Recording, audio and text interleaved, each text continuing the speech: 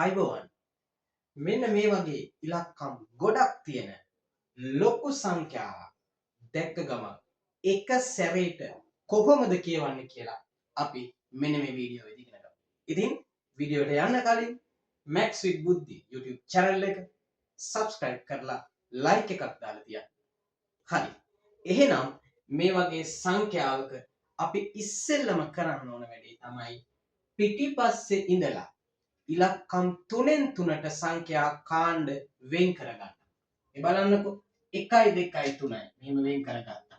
මෙතන ඉලක්කම් 3කට වෙන් කරගත්තා. මෙතන ඉලක්කම් 3කට වෙන් කරගත්තා. ඒතකොට ඉස්සරහින් ඉතුරු වෙන ඉලක්කම් දෙක. ඒක ගැටලුවක් නෑ. එහෙනම් මේ විදිහට වෙන් කරගනිපු ඉලක්කම් කාණ්ඩ ටික අපි මෙන්න මේ විදිහට මුල සිට අගට මෙන්න මේ ආකාරයට ලියා ගන්න. මුලින්ම 58. ඊට පස්සේ වෙන් කරපු කාණ්ඩය අපි ඈඩ් කරලා ටිකක් මෙන්න මේ විදිහට එනවා 765. ඊළඟ ඉලක්කම් කාණ්ඩය 389. ඊළඟ ඉලක්කම් කාණ්ඩය 463 කියලා අපි ලියා ගන්නවා.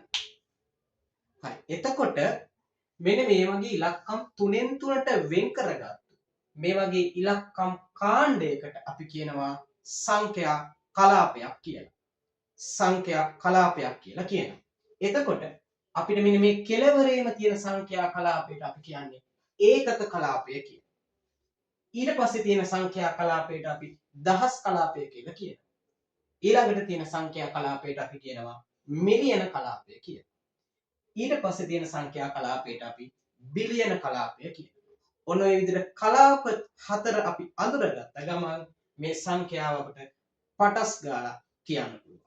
හරි. එතකොට මෙන්න මේ විදිහට සංඛ්‍යා කලාප ටික අඳුරගෙන දැන් අපි බලමු සංඛ්‍යා නාමය මොකක්ද කියලා. බිලියන කලාපේ 58යි. එහෙනම් අපි ඒක කියන්නේ 58 බිලියන. ඊළඟට මිලියන කලාපේ ඉන්නේ 765යි. 765 මිලියන. දහස් කලාපේ 389යි. 389 දහස්. ඒකක කලාපේ 463යි. එහෙනම් ඒක අපි 463 කියලා කියනවා.